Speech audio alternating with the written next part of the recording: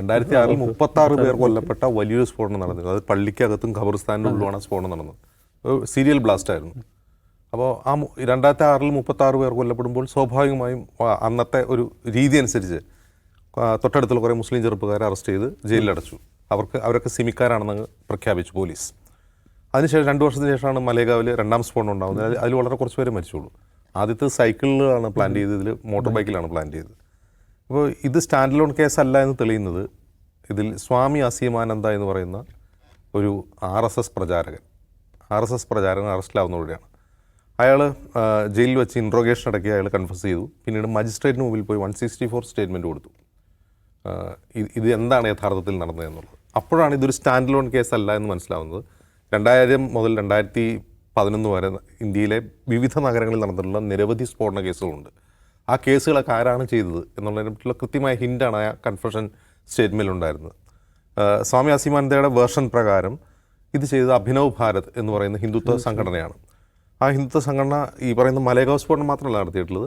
Mecca മസ്ജിദ് സ്ഫോടനം 2008, Samjhauta express സ്ഫോടനം, അതിലും നിരവധി ആളുകൾ മരിച്ചിരുന്നു. അതുപോലെ അജ്മീർ ബോംബ് ബ്ലാസ്റ്റ്.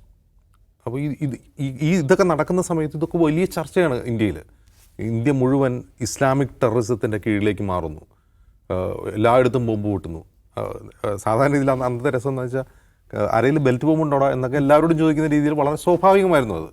ഒരാൾ താടി വളർത്തിയാൽ ഇന്ന് താടി ഫാഷൻ, അന്ന് താടി വളർത്തിയാൽ നീ മറ്റേതാണോ എന്ന് ചോദിക്കുന്ന രീതിയിലേക്ക് അന്നത്തെ കൾച്ചറൽ എക്കോസിസ്റ്റം മാറിപ്പോയിരുന്നു. അപ്പോൾ അത്രമാത്രം ഭീതിതമായൊരു സാഹചര്യം ആ 10 വർഷം ഇന്ത്യയിൽ നിലനിന്നിരുന്നു. അപ്പോൾ അസീമാനന്ദയുടെ കൺഫെഷൻ സ്റ്റേറ്റ്മെൻറ്റാണ് ഇതിൽ യഥാർത്ഥത്തിൽ. അസീമാനന്ദയുടെ കൺഫെഷൻ സ്റ്റേറ്റ്മെൻറ്റിലേക്ക് എത്തുന്നത് ഹേമന്ത് കാർക്കരെ മഹാരാഷ്ട്ര ATSൻ്റെ തലവനായിരുന്ന സമയത്ത് അദ്ദേഹം രണ്ടാം മലേഗാവ് ബോംബ് സ്ഫോടനം അന്വേഷിച്ച് ഈ ലിങ്ക് കണ്ടെത്തുകയാണ് ചെയ്തത്. ആ ലിങ്ക് കണ്ടെത്തുന്നതിലൂടെയാണ് അസീമാനന്ദയെ അറസ്റ്റ് ചെയ്യുന്നത്. പക്ഷേ ഈ അറസ്റ്റൊക്കെ നടന്ന് നമുക്കറിയാം, ഹേമന്ത് കാർക്കരെ തൊട്ടുടനെ നടന്ന ബോംബെ ഭീകരാക്രമണത്തിൽ കൊല്ലപ്പെടുകയും ചെയ്യുന്നു. പക്ഷേ ഈ അന്വേഷണത്തിൽ ഹേമന്ത് കാർക്കരുടെ മരണമല്ല യഥാർത്ഥത്തിൽ ഈ അന്വേഷണം അട്ടിപ്പറിക്കപ്പെടാനും അതിൻ്റെ യഥാർത്ഥ ലിങ്കിലേക്കും ചെല്ലാതിരിക്കാനുള്ള കാരണം. അതിൻ്റെ കാരണം ഇതിൻ്റെ എല്ലാം മാസ്റ്റർ മൈൻഡായ ഇപ്പോൾ പ്രഖ്യാ സിംഗ് ഠാക്കൂറിനാണ് എല്ലാവരും മുഖ്യപ്രതി എന്ന് പറയുന്നത്. അവരാണ് ഇതിൻ്റെ ആസൂത്രക. കേണൽ ശ്രീകാന്ത് പുരോഹിത് സൈന്യത്തിൽ നിന്ന് മോഷ്ടിച്ചുകൊണ്ടുവന്ന RDX ഉപയോഗിച്ചാണ് IED ഉണ്ടാക്കിയത് എന്നൊക്കെയാണ് NIA കണ്ടെത്തിയത്. പക്ഷേ ഇതിൻ്റെ മാസ്റ്റർ മൈൻഡ് എന്ന് പറയുന്ന ആൾ മറ്റൊരാളാണ്. അയാളുടെ പേര് സുനിൽ ജോഷി എന്നാണ്. അയാൾ ഈ രണ്ടാം മാലേഗാവ് സ്ഫോടനത്തിൽ തൊട്ട് തലേവർഷം കൊല്ലപ്പെട്ടു. അയാളാണ് ഇവരുടെ മുഴുവൻ മാസ്റ്റർ മൈൻഡും. ഇതെല്ലാം അറിയാവുന്ന ആളും അദ്ദേഹമായിരുന്നു. 2007 ദുരൂഹ സാഹചര്യത്തിൽ കർണാടകയിലെ ഉടുപ്പിയിൽ വെച്ചാണ് അദ്ദേഹം കൊല്ലപ്പെടുന്നത്. അപ്പോൾ അദ്ദേഹം കൊല്ലപ്പെട്ട കേസിൽ ആരെങ്കിലും പിടിച്ചോ അതൊന്നും അറിയില്ല. പക്ഷേ അയാൾ കൊല്ലപ്പെടുന്നതോടുകൂടി ഇതിലെ യഥാർത്ഥത്തിൽ തെളിവുകളാണ് നശിപ്പിക്കപ്പെട്ടത്. ഒരുപാട് വിവരങ്ങൾ അയാളുടെ കയ്യിലുണ്ടായിരുന്നു. അയാൾ കൊല്ലപ്പെട്ടതോടുകൂടി ഇതിലെ കൊറാബറേറ്റീവ് എവിഡൻസ് കണ്ടെത്താൻ അന്വേഷണ ഏജൻസിയിൽ കഴിയാതെ പോയി. ഇപ്പം ഇന്നത്തെ കോടതി വിധിയിൽ ഇന്നത്തെ കോടതി വിധി എന്ന് പറയുന്നത് ഈ ഒന്നാം മലേഗാവ് സ്ഫോടനം അല്ല കേട്ടോ, രണ്ടാം മലേഗാവ് സ്ഫോടനം. കുറച്ചാളുകൾ മരിച്ച ഒരു സ്ഫോടന കേസിലാണ്. ആ കേസിൽ കോടതി വിധിയിൽ പറഞ്ഞെന്താണ്, സ്വാതി പ്രഖ്യാ സിംഗിൻ്റേതായിരുന്നു സ്ഫോടനത്തിന് ഉപയോഗിച്ച ബൈക്ക്. ആ ബൈക്ക് സ്വാതി പ്രഖ്യാ സിംഗിൻ്റേതാണ് എന്ന് എങ്ങനെ പറയാൻ കഴിയും എന്നാണ് അന്വേഷണ ഏജൻസിയോട് ചോദിക്കുന്നത്. കാരണം അവർ ഈ സ്ഫോടനത്തിന് 2 വർഷം മുമ്പ് അവർ സന്യാസം സ്വീകരിച്ചു. ഒരാൾ സന്യാസം സ്വീകരിക്കുമ്പോൾ ആ സന്യാസത്തിന് മുമ്പുണ്ടായിരുന്ന പൂർവാശ്രമത്തിൽ അവർ സ്വന്തമാക്കിയിരുന്ന മെറ്റീരിയൽസ് അവരുടേതാണെന്ന് പറയാൻ കഴിയില്ല. കാരണം അവർ ഈ ഐഹികമായ എല്ലാ വസ്തുക്കളെയും ഉപേക്ഷിച്ചാണ് സന്യാസം സ്വീകരിക്കുന്നത്. വളരെ വിചിത്രമായ വാദമാണ് കോടതിയുടേത്. മറ്റൊന്ന്, ഉപയോഗിച്ച ബോംബിൽ കേണൽ ശ്രീകാന്ത് പുരോഹിതിൻ്റെ കൈവിരലടയാളം ഉണ്ടായിരുന്നില്ല.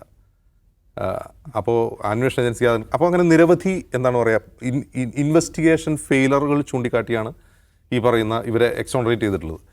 ഈ കേസിൽ എക്സോണറേറ്റ് ചെയ്യപ്പെടും എന്നുള്ള കാര്യത്തിൽ ഒരു തർക്കം ഉണ്ടായിരുന്നു. ഇവരെ ആരെങ്കിലും ശിക്ഷിക്കും. മറിച്ചൊരു വിധി നിങ്ങൾ പ്രതീക്ഷിച്ചിരുന്നുവോ നിഷ്കളങ്കര എന്ന M സ്വരാജിൻ്റെ പ്രശസ്തമായ കോട്ട് തന്നെയാണ് ഈ ഘട്ടത്തിലുള്ളത്. ഇവരെ ശിക്ഷിക്കും NIA കോടതി എന്ന് ആരും പ്രതീക്ഷിച്ചിട്ടില്ല. അതിൻ്റെ കാരണം 2014 മോദി സർക്കാർ അധികാരത്തിലെത്തിയതിനു ശേഷം ഈ കേസ് മുമ്പേ തുടങ്ങിയ UPA സർക്കാരിൻ്റെ കാലത്ത് തുടങ്ങിയ കേസാണ്. ആ കേസിലെ പ്രോസിക്യൂട്ടറായിരുന്ന രോഹിണി സൈലിയാൻ എന്ന് പറയുന്ന ഒരു പ്രോസിക്യൂട്ടർ തുറന്നു പറഞ്ഞു, NIA എൻ്റെ അടുത്ത് വന്ന് പറയുകയാണ് ഈ കേസിൽ കുറച്ച് സോഫ്റ്റ് ആവണം, പ്രതികൾക്ക് അനുകൂലമായ രീതിയിൽ ഈ കേസ് വാദിക്കണം എന്ന് എൻ്റെ അടുത്തൊരു NIA ഓഫീസർ വന്ന് പറഞ്ഞു. അതിന് ഞാൻ വഴങ്ങാതിരുന്നപ്പോൾ പിന്നെയും അയാൾ വന്ന് പറഞ്ഞു നിങ്ങൾ ഇവിടെ നിന്ന് മാറ്റാൻ പോവുകയാണെന്ന് പറഞ്ഞു. അവരെ മാറ്റുകയും ചെയ്തു. അപ്പോൾ ഒരു ഓൺഗോയിങ് കേസിൽ പ്രോസിക്യൂട്ടർ മാറ്റുക എന്ന് പറഞ്ഞാൽ തന്നെ ആ കേസ് അട്ടിമറിക്കപ്പെടും എന്നുള്ള കാര്യം എല്ലാവർക്കും അറിയാം. അപ്പോൾ ഈ ഒരു എന്ന് മാത്രവുമല്ല, അഭിനവ് ഭാരത് ഞങ്ങളിൽപ്പെട്ടവരല്ല എന്നാണ് അതൊരു BJP പറയുന്നത്. സംഘപരിവാർ സംഘടനയല്ല അഭിനവ് ഭാരത്. അവർ ഫ്രിഞ്ച് എലമെൻ്റാണ്, അവർ വേറെ തരം ആൾക്കാരാണ്, ഞങ്ങളിൽപ്പെട്ടവരല്ല എന്ന് പറഞ്ഞുകൊണ്ടിരുന്ന അഭിനവ് ഭാരതിനെ കുറിച്ച്. പിന്നെ നമ്മളെന്താ കേൾക്കുന്നത്, 2019 തെരഞ്ഞെടുപ്പിൽ, ലോക്സഭാ തെരഞ്ഞെടുപ്പിൽ മധ്യപ്രദേശിലെ ഭോപ്പാലിൽ നിന്ന് BJP ടിക്കറ്റിൽ പ്രഗ്യാ സിംഗ് ഠാക്കൂറിനെ മത്സരിച്ചു. ആദ്യമായിട്ടാണ് ഇന്ത്യയിൽ ഒരു ഭീകരവാദ കേസ് പ്രതി തെരഞ്ഞെടുപ്പിൽ മത്സരിച്ച് പാർലമെൻറ്റിലെത്തുന്നത്. പിന്നെ നമുക്ക് ഈ കേസ് എന്താവും എന്നുള്ളതിനെക്കുറിച്ച് കൂടുതൽ എക്സ്പെക്ടേഷൻ ആവശ്യമില്ല എന്ന് മാത്രമല്ല, ഇതുമായി ലിങ്ക് ചെയ്തിട്ടുള്ള മറ്റ് മുഴുവൻ കേസുകൾ, സംജോത എക്സ്പ്രസ് സ്ഫോടന കേസ്, അജ്മീർ ദർഗാ സ്ഫോടന കേസ്, മക്കാ മസ്ജിദ് സ്ഫോടന കേസ്. മക്കാ മസ്ജിദ് സ്ഫോടന കേസിന് നിരവധി ആളുകളാണ് മരിച്ചത്. ഈ സ്ഫോടന കേസുകളിലൊക്കെ പ്രതിയേർക്കപ്പെട്ടിരുന്ന ആളുകളെയൊക്കെ കോടതി കുറ്റവിമുക്തരാക്കുകയാണ് ചെയ്തത്.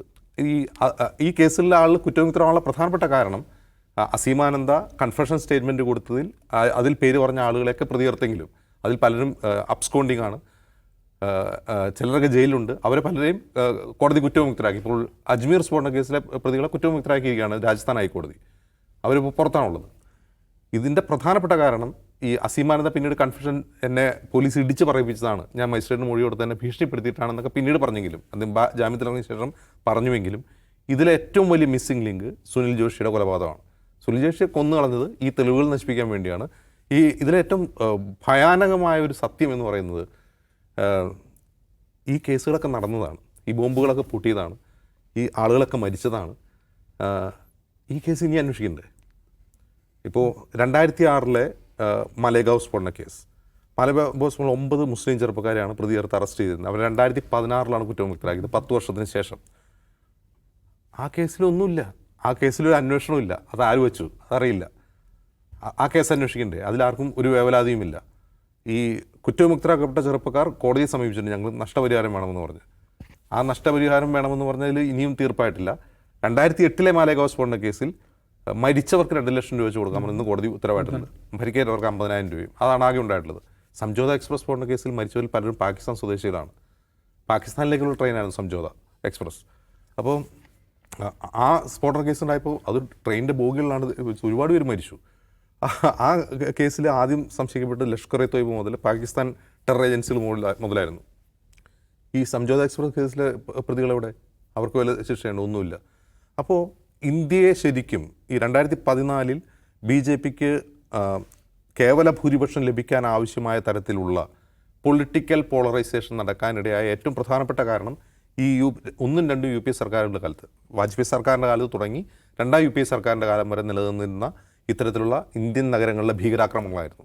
ഈ ഭീകരാക്രമണങ്ങൾ എന്ന് പറഞ്ഞാൽ പോലീസിനെയോ സൈന്യത്തെയോ മന്ത്രിമാരെയോ MLA-മാരെയോ ആരും നല്ല ടാർഗറ്റ് ചെയ്യുന്നത് സാധാരണ മനുഷ്യരെ, അങ്ങാടിയിലും സ്കൂളിലും ബസ്സിലും ട്രെയിനിലും എല്ലാം ബോംബ് വെച്ച് സാധാരണ മനുഷ്യരെ, അവരെന്തിനു മരിക്കുന്നു പോലും അവർക്കറിയില്ല.